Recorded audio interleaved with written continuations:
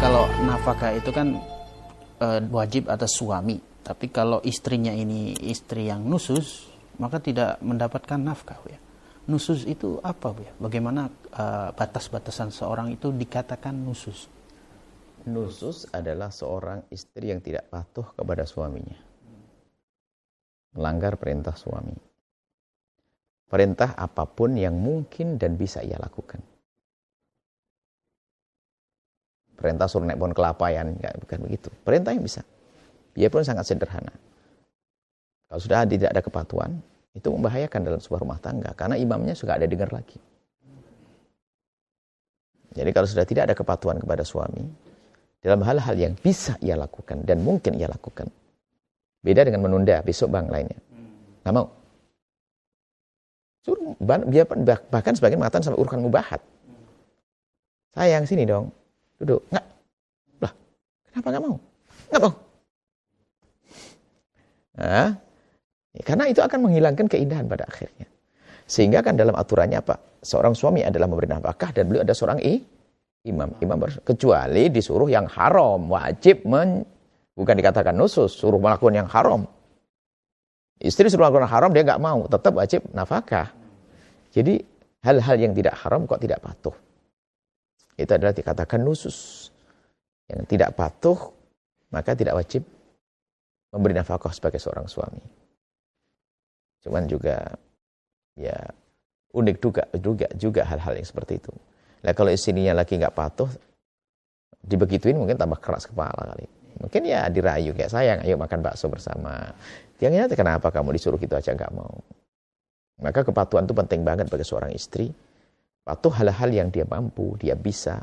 Ingat, bukan dalam irama seperti diperbudak. Kadang-kadang suami salah menyalahgunakan kekuasaan sebagai kawam mengayomi, dan dia adalah harus dipatuhi, akhirnya ngaco. Suami nggak benar. Kau sana pergi cari nafkah, udah kurang ajar. Kau yang ngasih nafkah, suruh nafkah. Saya mau dakwah keliling nih, ceramah. Ente ke pasar, kurang ajar suami ini. Saya menemukan ada seorang, kan hadir pengajian tanya, biar suami saya soleh banget. Soleh banget. Tapi, ada tapinya, sudah soleh banget, tapi Masya Allah Buya, ibadahnya luar biasa. Hadir pengajian luar biasa. Terus, gimana hukumnya Buya? Saya yang suruh ke pasar kerja, dianya hanya pengajian, dok. Wah, keblinger tuh. Kamu yang hadir pengajian, suamimu suruh kerja. Ini.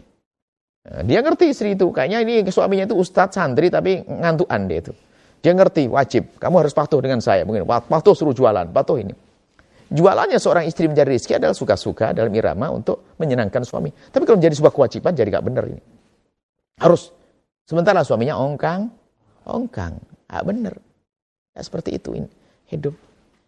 Nah ini jangan sampai mentang-mentang seorang suami itu harus dipatuhi, lalu mematuhinya adalah ada rambu-rambunya dong. Tidak haram. Dan suatu yang mampu. Kan? Yang ia mampu untuk melakukannya dan wajar. Dan tidak bertentangan dengan muru'ah. Tidak pernah dengan muru'ah itu adalah nama baik lah. Misalnya suruh menggunakan sesuatu tapi bakal ditertawakan orang banyak biarpun mubah kan gak enak. Ya, tidak wajib misalnya. Mohon maaf hatta baju norak, bukan itu. Suaminya senang dengan baju norak pol pokoknya. Ini kalau dipakai pasti isinya bakal ditertawakan manusia sejagat. Maka dia boleh nggak patuh karena apa? Berat mentalnya dia. Jadi mampu itu adalah sifatnya mampu. Dia mampukan secara fisik, secara mental juga mampu atau tidak mampu. Baik seperti itu. Masya Allah. Bu ya, kalau tadi kan memakai pakaian yang bakalan ditertawakan. Ini Bu ya, kasusnya ada yang baru menikah.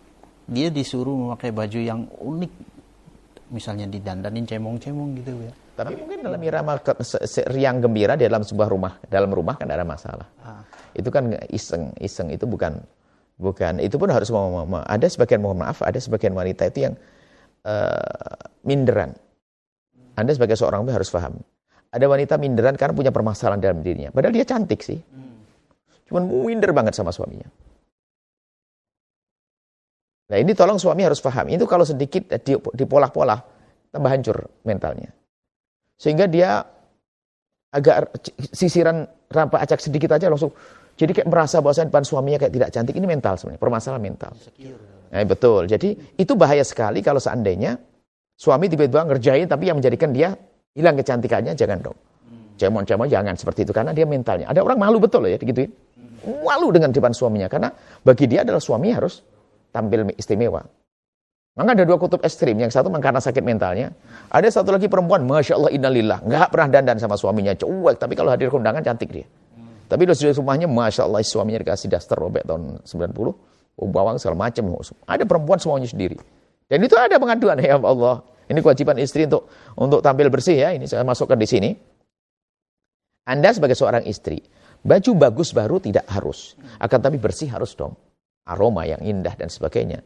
Sebab mohon maaf, ini adalah pengaduan dari Pak kaum pria yang semadhab dengan kami. Bahasanya ada seorang bapak-bapak ngadu Buya tahu tentang istri saya. Oh ya, Masya Allah. Buya melihat secara dohirnya, oh ya Masya Allah. Secara dohir cantik dia dandan. Tapi Masya Allah Buya itu hanya di sini tak yang dirapikan. Selebihnya, innalillah. Ada jeruk nipis dan walang sangitnya. Dia tidak memperhatikan kebersihan. Khususnya wilayah-wilayah ada lipatan-lipatan. Tolong perhatikan wanita. Karena aroma itu adalah nembus. Biarpun orang pejam mata, aroma masuk ke hidung. Kadang yang itu perempuan nggak peduli dengan yang demikian itu. Nah, seperti itu. Nah, ada ini ekstrim ini. Nggak pedulinya kelewatan, ada yang tadi mindernya Maka Anda harus tahu tentang watak istri. Jadi kalau memang seperti itu ya jangan, mohon maaf, jangan dipoto waktu. Kadang-kadang iseng kan suami istri ngambil foto yang nggak pantas. Nah, itu kan kadang-kadang minder dia, semakin tersiksa dia. Dia melihat aja, suruh matiin, hapus, kan mungkin gitu ya. Ayo, karena apa? Dia merasa nggak nyaman dalam keadaan begitu dilihat oleh suami. Maka dari itu disunnahkan bagi suami kalau mau pulang ke rumah itu ngasih kabar istrinya, agar tidak menemukan istrinya dalam keadaan yang tidak siap untuk dilihat. Yang jadi masalah istrinya istri yang super cuek tadi, biarpun kasih kabar tetap saja Masya Allah ini nasib buruk atau ketemu di mana orang begitu tuh. Atau sebetulnya seorang istri, suami bikin kejutan kadang-kadang. Tapi kejutan itu kadang-kadang seperti itu, takut istri dalam keadaan, mohon maaf. Ada orang istri gak pedean. Jadi gak mau deketin sama suami. Entar dulu bang, Anda gak boleh dekat, jangan dekat dia.